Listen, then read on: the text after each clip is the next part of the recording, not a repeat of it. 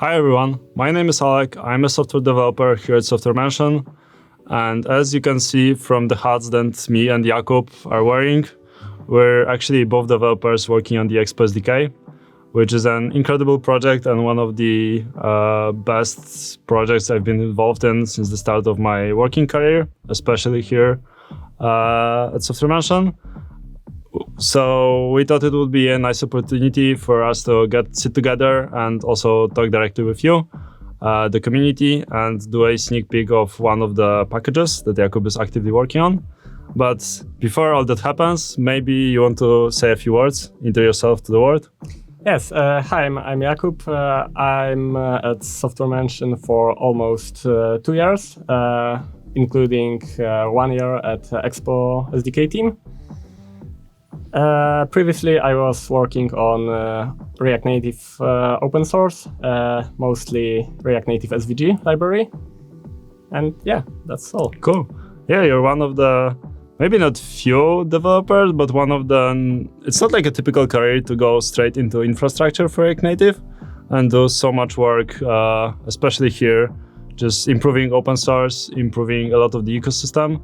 And now it feels like you've been working on Expo for only just a year, but you've already been able to ship so much and so many improvements, so many small PRs, bigger PRs, some features. But I would say this thing that we're gonna introduce to the world is probably one of the more exciting ones.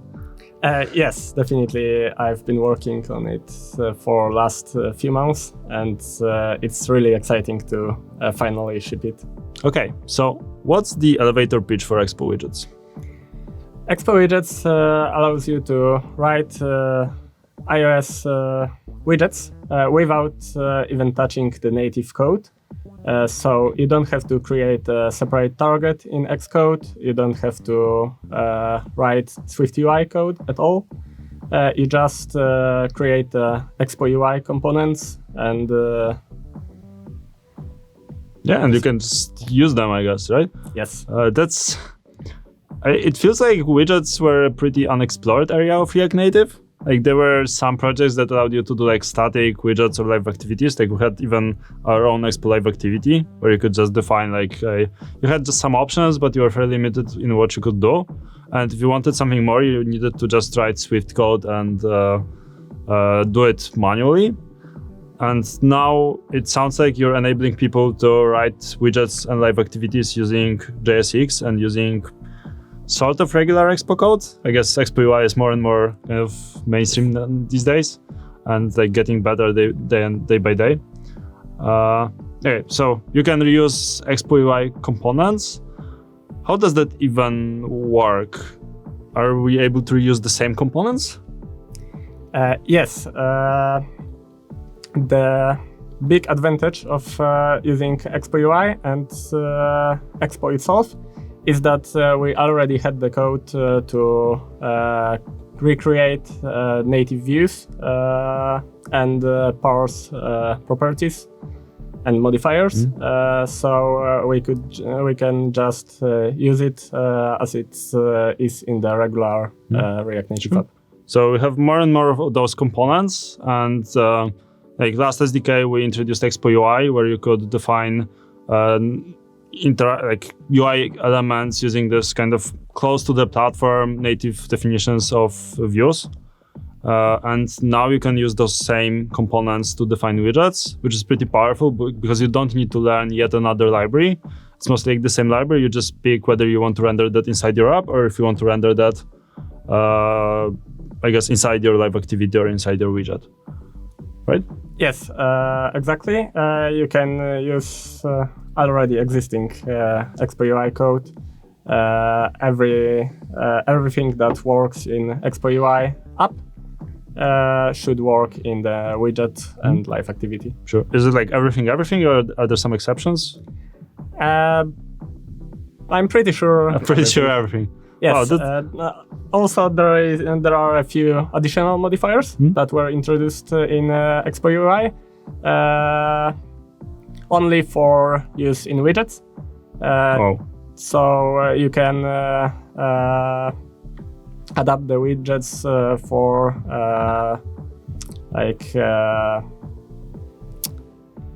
different appearance of widgets when you have customizable home screen, like the color overlay. So there's just a lot of these kind of things that only make sense in the context of live activities, and live activities in general are pretty specific areas that the operating system treats a bit differently, right? Yes. Cool. So maybe we can pause here, do a quick demo of Expo Widgets, and then we can come back and talk a bit more about just specifics, limitations, maybe some of those more like advanced technical aspects of the library itself. And then we'll talk a bit more about next steps and what we want to do with the package next. Sure. Awesome. Okay, so here we have default Expo app. And in app.json, we've added the Expo Widgets plugin and specified the widgets along with name, supported families, which defines the widget size, display name and description for adding widgets. After running the Expo pre-build, we can add the widgets on our simulator and start creating the actual widget.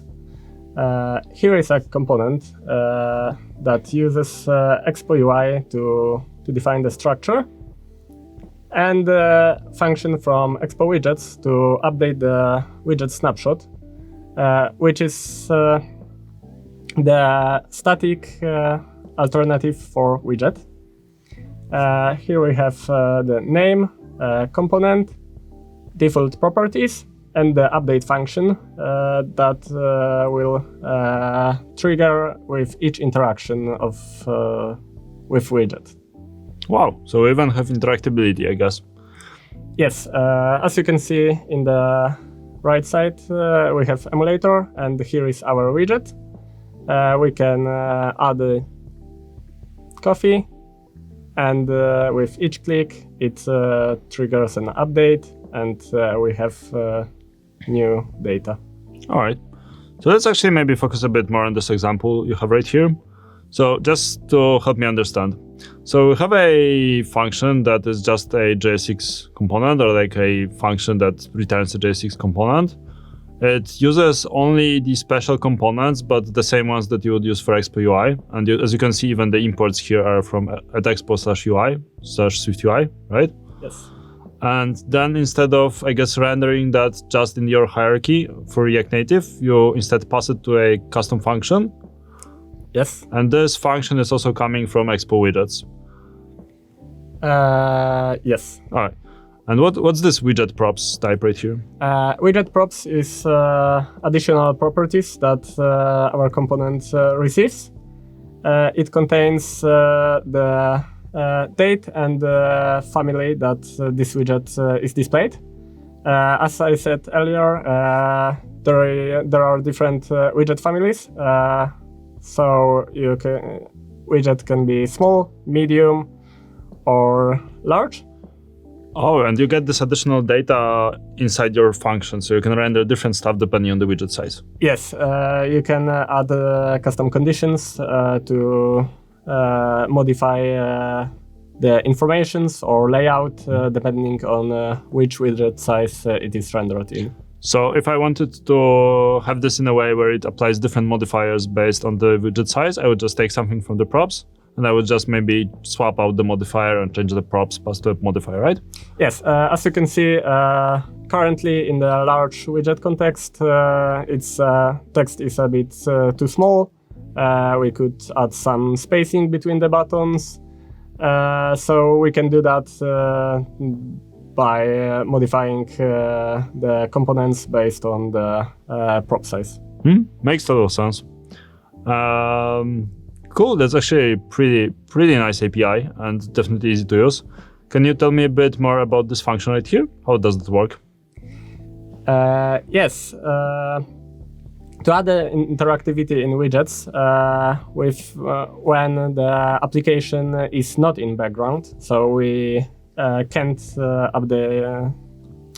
render the widget state in the application. We need something different. and I've came up with the solution that allows you to pass an update function, which is triggered every time user made an interaction to update the props. In this function, you get the target, which is aligned with the button. You specify the target and the previous props. All you need to do is modify it in some way and return as next properties. That's definitely a bit of an API that's fairly constrained, and it isn't like a totally generic API that you can do everything with. But it's all for a good reason, right? There are some limitations that iOS widgets have that makes it impossible really to run React Native on the widgets runtime, right? Yes, widgets have a limited budget and does not render often. It's around 40 to 70 re-renders each day. And the budget for time that widget can reload is really small. It's few seconds at maximum. So widgets need to be really performant and updates quickly. Yeah, so we unfortunately can't run the whole application there. Yeah, it makes perfect sense since you really need to limit the amount of work that applications that are not in the background or not used can do on the device, just for like battery and performance sake. But it's very limiting for us as developers, and we need to come up with creative ways, especially when working on cross-platform frameworks like this one. Yes. Right? So maybe let's actually dive a deeper into the architecture here. But before that, maybe let's actually circle back to the config plugin. Can you tell me a bit more about why we need this? What does it do? And why do we need this additional step? Okay, if you would create the standard iOS application, you would create a separate target for widgets. And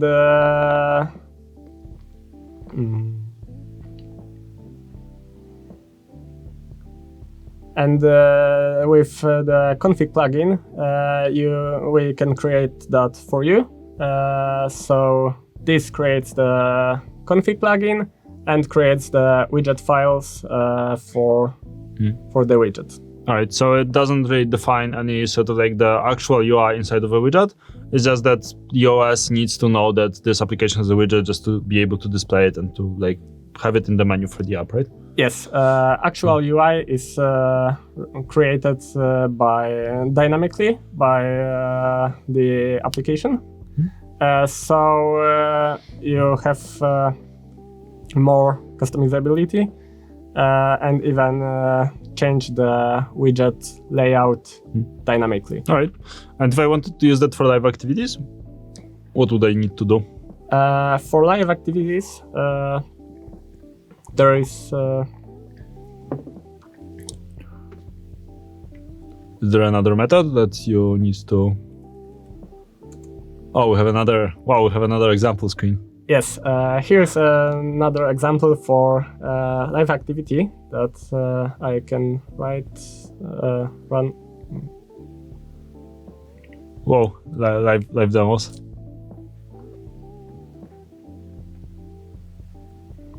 Okay, there's like a start.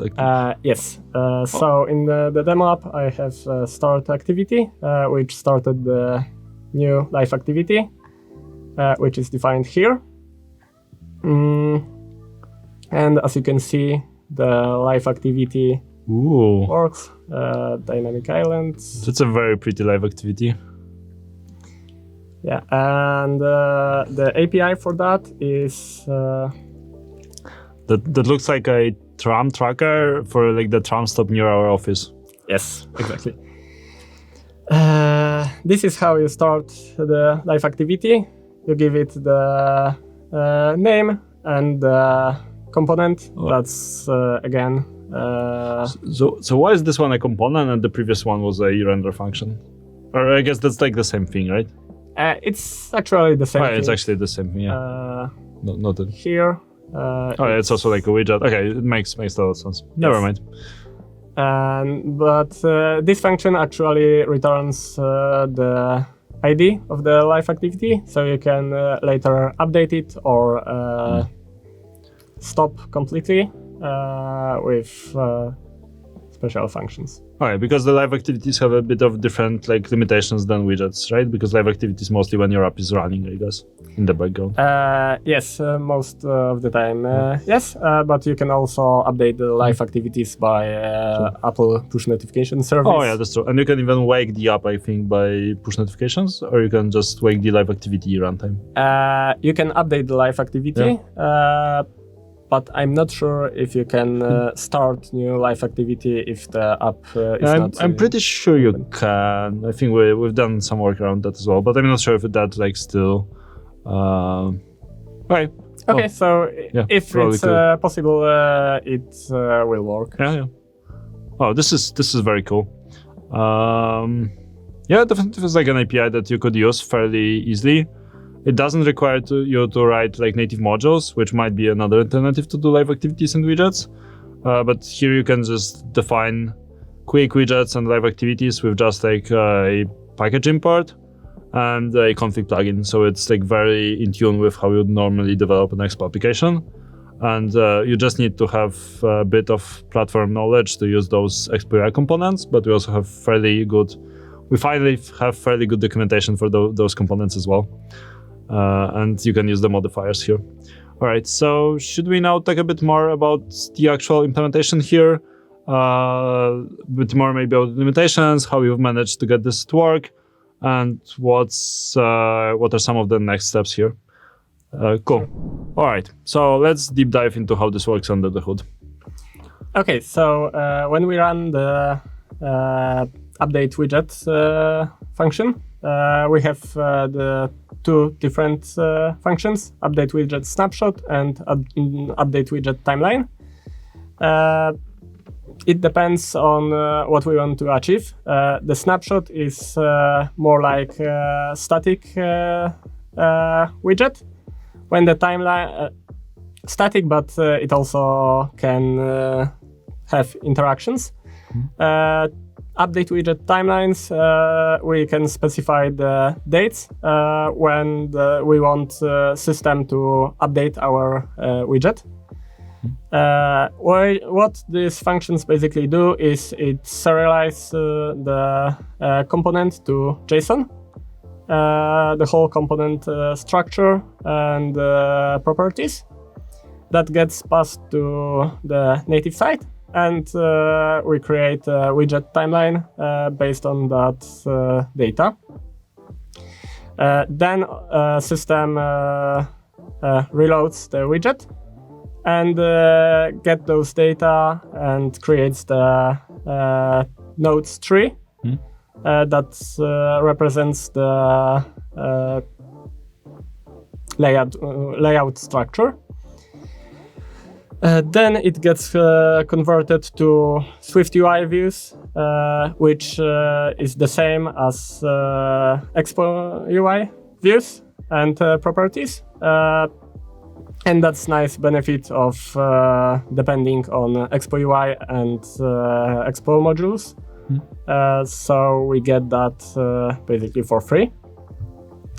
And with that, we have already Swift UI views structure, so widget can reload fully and display our layout. So the difference you mentioned initially between like update snapshot and update timeline, I guess timeline is when you want to have like different states of the widget that you can like pre-plan that and give dates when they should change to the next state.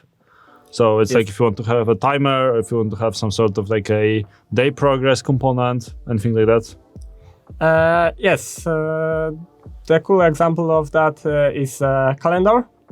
When you have pre-planned meetings and you want to update the widget, for example, to display that this meeting is currently in progress, or at midnight you want to switch for another day. Makes sense. So between like being able to predefine those steps and then being able to handle data coming from push notifications, you can actually build functional UIs without having like a runtime in the background that is able to like continuously check state and update your widget. Yes, if you define the timeline, your app can be completely killed and the system will update the widget anyway. Makes perfect sense.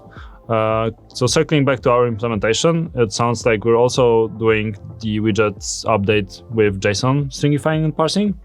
So any UIs you define with like Expo UI DSL and like the JSX that we showed you before, you're able to write this inside your app. This gets serialized to JSON, and then that can pass over a new way of bridge, I guess, where these components are then passed to the widget runtime. And there you can parse that JSON and you can map that to first nodes and then like Swift UI components.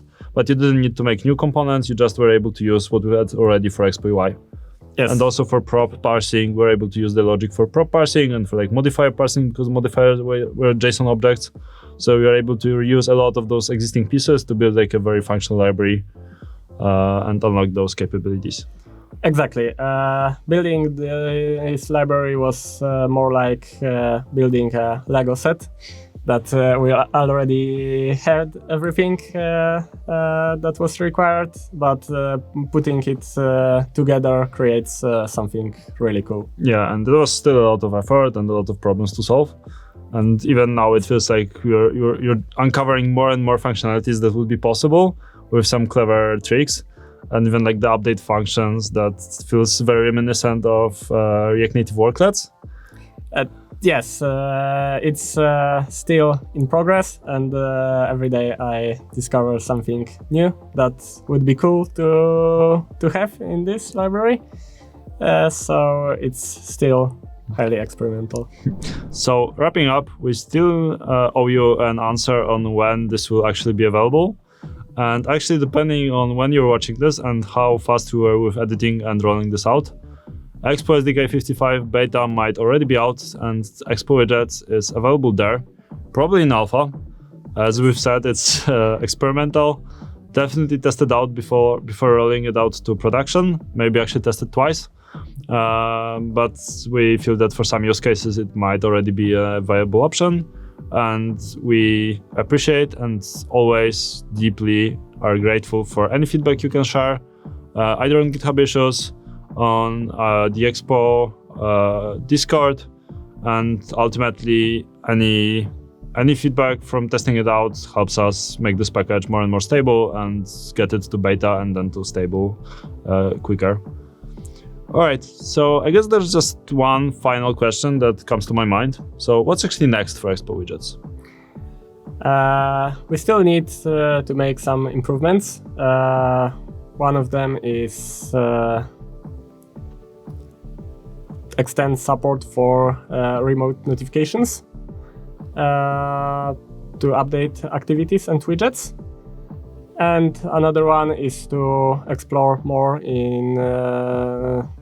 with interactivity and actually running the JS update function in the widget itself.